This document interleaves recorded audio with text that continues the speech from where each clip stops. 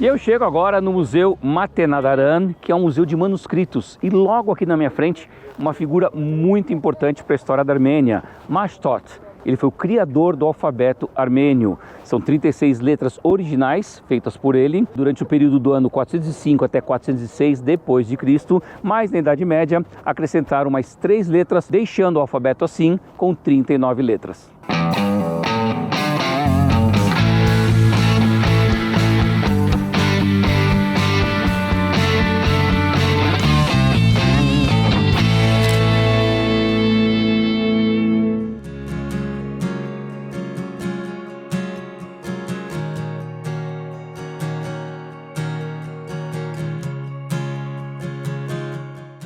Os manuscritos eram antigamente feitos de pele de ovelha.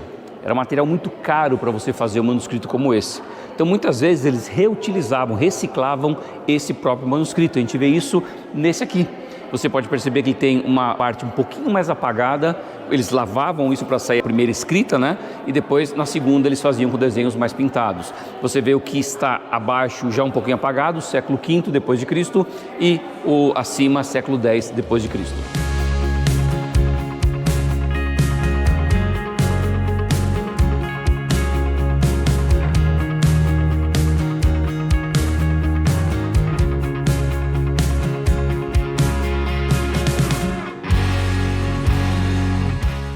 Olha só que interessante, eu estou em frente agora ao maior e menor manuscrito aqui do museu. O maior pesa cerca de 28 quilos e tem 600 páginas, o que significa que 600 carneirinhos foram mortos para fazer esse manuscrito.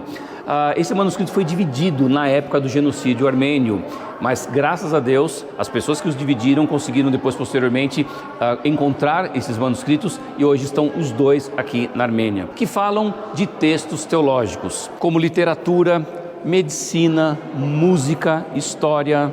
Já o pequenininho tem apenas 19 gramas e é um calendário religioso.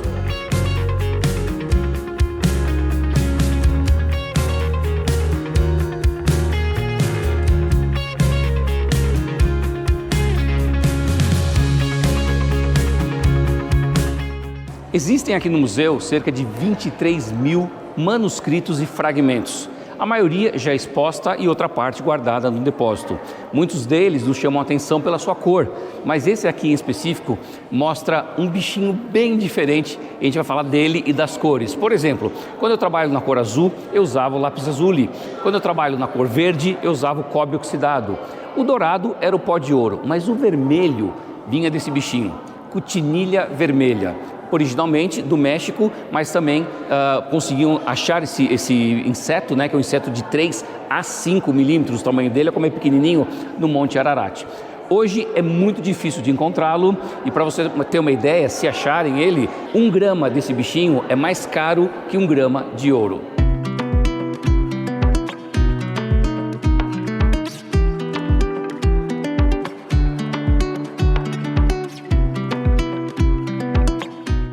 Esses 23 mil manuscritos e fragmentos estão divididos em vários temas. A gente tem literatura comum, tem história, tem direito, filosofia e também muito material teológico. A gente tem esse livro, por exemplo, aqui, que é uma batalha do século V.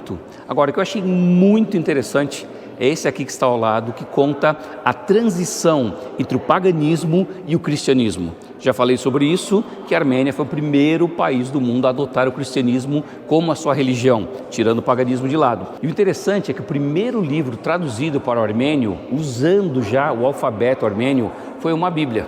E essa Bíblia que você está vendo é do século XV, que é uma cópia de um original, a primeira delas, que foi escrita no século V.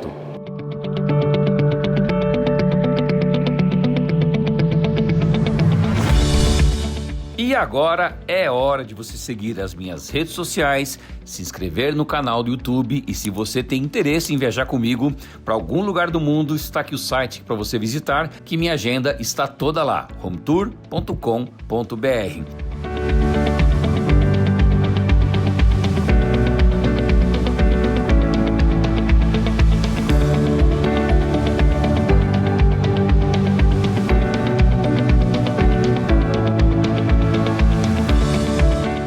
E eu chego agora no mosteiro de Gerhardavang, Wang Mosteiro Gerhard Lança, o Mosteiro da Lança. Agora, que lança é essa?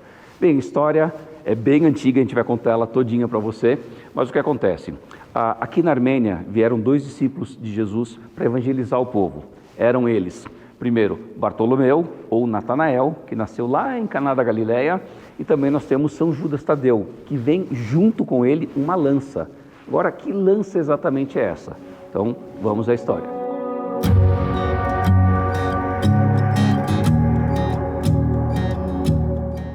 Existe uma tradição sobre essa lança remota do século XI. Quando Pedro Bartolomeu, um monge, sai com a primeira cruzada, ele encontra na Antioquia essa lança. Agora, dizem que essa história não é verdadeira, porque a tradição armênia vai dizer outra história para você, que é que São Judas Tadeu trouxe essa lança aqui nesse lugar no primeiro século. Agora, que lança é essa? A gente está falando do texto bíblico do livro de João, quando Jesus está na cruz. Vamos lembrar que era sexta-feira, véspera do Shabat, dia santo para o judeu. Os crucificados, condenados à morte, já estavam lá na cruz e ia chegar o Shabat. Então, um judeu, uma família judia que tinha o seu ente querido ali crucificado, teria que tirar esse corpo para fazer toda a preparação do rito, né, para ser enterrado, como lavar o corpo, purificar o corpo, enfim, isso demorava um pouco. Então, isso tinha que ser feito antes de entrar o Shabat. Porque caso entrasse o Shabat, só poderia fazer isso no outro dia, quando terminasse o Shabat. Então isso não era legal. Então para isso o que acontecia? Os soldados romanos iam ali e quebravam as pernas dos condenados ali na cruz. Como eles estavam assim, fixados nas pernas e nos braços, né, aqui nos punhos, o seu corpo caía, a água do corpo subia para o pulmão e ele morria asfixiado. Quando chegaram perto de Jesus, que foram quebrar sua perna, perceberam que ele já estava morto.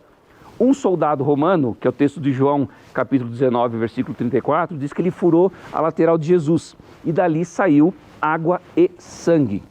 Bem, só no século IV nós vamos ter o nome desse soldado através do evangelho apócrifo de Nicodemos. Ele nos diz que o soldado se chamava Gaius Cassius e que ele recebia esse nome de Longinus por ser esse o nome do cargo de quem segurava as lanças dos martírios. Longinus em grego significa longi, que quer dizer lança. E esse soldado, de acordo com a tradição, ele teria problemas de visão. E que ao furar Jesus, o sangue de Jesus entrou no seu olho e curou ele dessa dificuldade. São histórias que a gente vai vendo durante, né, toda a tradição cristã. São histórias que nos ensinam a estar mais perto da fé. Se são verdades ou não, a gente não sabe ao certo. É que eu sempre digo, o importante é que cada história pode nos ensinar. Eu tenho dificuldade de acreditar nas relíquias sagradas, mas as respeito totalmente.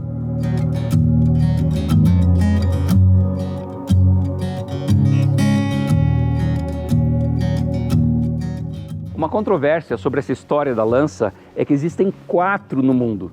Temos uma em Viena, que alguns vão dizer que é a original, temos outra em Antioquia, na Turquia, temos uma no Vaticano e temos uma aqui no Museu de Etimiazin, que é o Vaticano para os armênios. Dizem também que existem alguns estudos, eu não consegui me aprofundar mais nisso para dizer de onde vêm esses estudos, de que essa lança foi feito o teste tipo o carbono 14 para dizer que essa aqui que está na Armênia realmente é a do primeiro século. Porém, não temos nenhuma evidência ainda confirmada de qual lança é a correta ou se é essa lança que Jesus foi perfurado.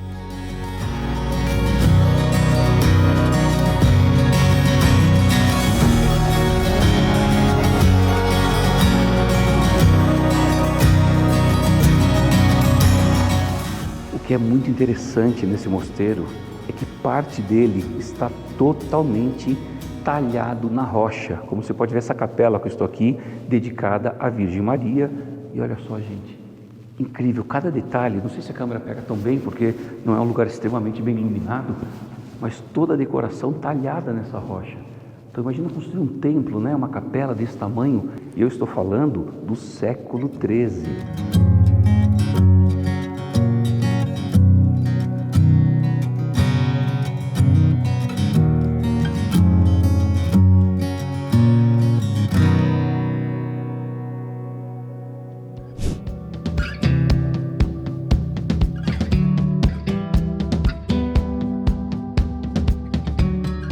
Bem na entrada ou saída do mosteiro, você encontra muitos doces aqui. Olha que delícia! e as pessoas vendendo. São doces tipicamente armenianos, né? Damasco aqui, ó. Sirop áprico. Com apricó, vamos ver. Cherry. Sirop cherry. Não é meu paladar, de verdade. Não é ruim, não é a melhor sobremesa que eu comi na minha vida. Agora, uma outra sobremesa muito conhecida aqui é o gata. O gata é um bolo.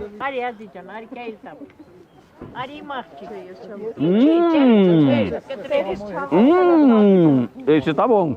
Eu comi outro gato outro dia no restaurante, não gostei, mas esse aqui, que tem recheio, esse tá bom, esse aqui tá bom. Então, estando por aqui, venho visitar essa turma aqui, muito legal, comprar um gata.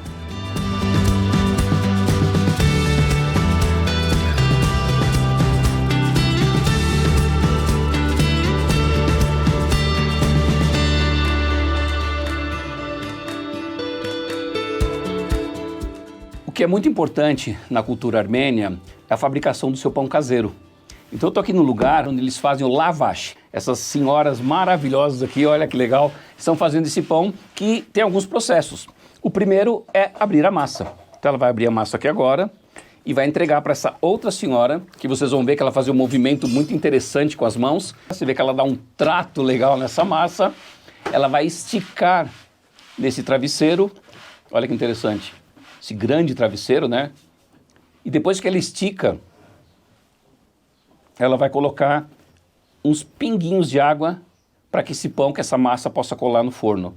A gente tem um forno subterrâneo que está aqui. Olha que interessante, ela vai colar agora esse pão ali. Olha que legal, gente. Muito interessante isso. E daí ela tira o pão, e aí o pão está pronto, ela joga aqui nesse lugar. Ó, e eu vou fazer o quê? Experimentar esse pão. Gente, não sei se para ouvir o barulho, porque a massa, ela mistura um pedaço de estar crocante com um pedaço menos assado, vamos dizer assim. Mas muito bom. Aprovadíssimo. Então, vindo à Armênia, vá a algum restaurante ou algum povoado a experimentar o lavash.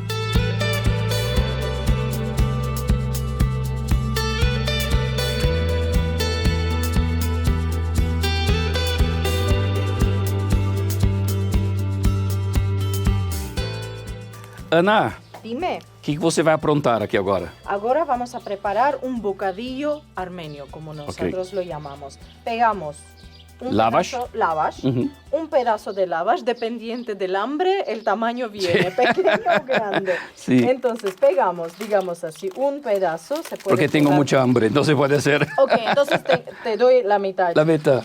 La mitad de eso. Después ponemos un poco de queso, yo casi siempre lo divido así, y un poco de hierbas, varias hierbas que se puede usar para el bocadillo, digamos.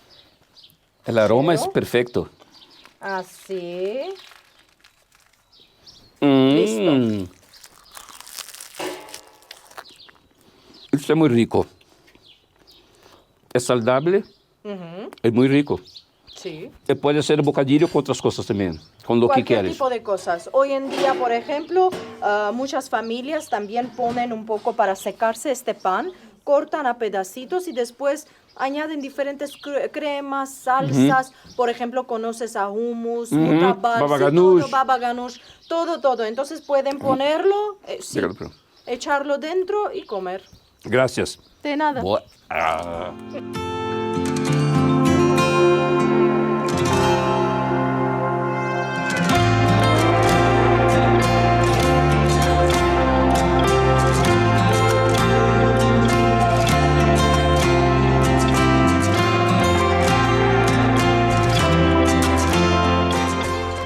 E eu chego agora no centro monástico de Hahartsin.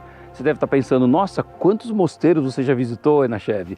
Na realidade, a gente tem que entender, por ser o primeiro país cristão a adotar o cristianismo como religião oficial, existe uma fé muito grande de se manter a tradição, a religião. Então se criam mosteiros como esse, mas não simplesmente para serem um centro teológico. Aqui se estudavam muito medicina, filosofia, história geografia, entre tantos temas, e os monges eram os responsáveis por escrever esses manuscritos. Então o nível de conhecimento que eles deveriam ter era simplesmente incrível e impressionante. Manuscritos esses que nós já vimos lá no Museu dos Manuscritos. Então muitos manuscritos feitos em vários mosteiros, em vários complexos monásticos que nós encontramos por aqui, foram levados futuramente ali para aquele museu. E na minha frente eu estou aqui numa das construções, só para relembrar, as construções aqui começam no século X até o século XIII, são 3 igrejas, e o refeitório que está aqui na minha frente foi feito também a partir do século XIII.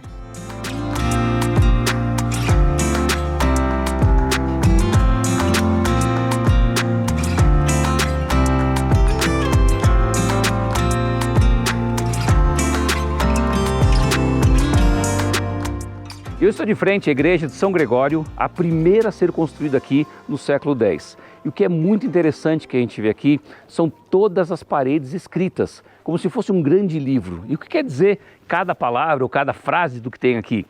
A gente tem aqui a história de como foi construída a igreja, quem construiu, o ano que foi, algum acontecimento especial que tenha acontecido por aqui, enfim, várias histórias para marcar a própria história desse lugar.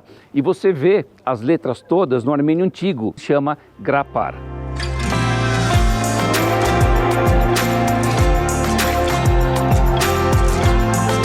Eu estou em frente ao mausoléu, onde eu tenho aqui enterrados 2 reis da dinastia Bagratuni.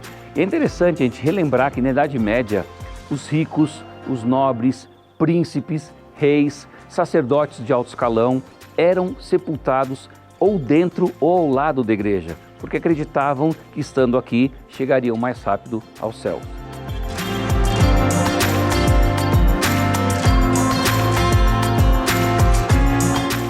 Eu estou de frente agora à pequeníssima igreja de São Estevão, construída a partir do século XIII. São Estevão tem esse nome em homenagem ao primeiro mártir cristão morto apedrejado lá em Jerusalém.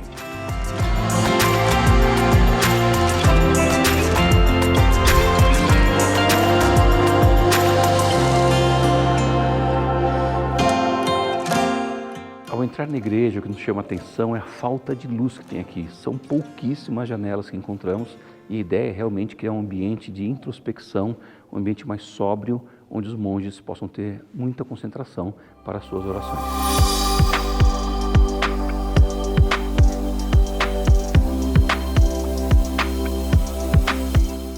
E eu estou de frente agora à igreja dedicada à Virgem Maria. Foi construída a partir do século XI, mais precisamente em 1071. E o interessante é que é a única igreja em funcionamento aqui no complexo monástico. As pessoas de toda a região vêm aqui para celebrar missas, casamentos e batizados.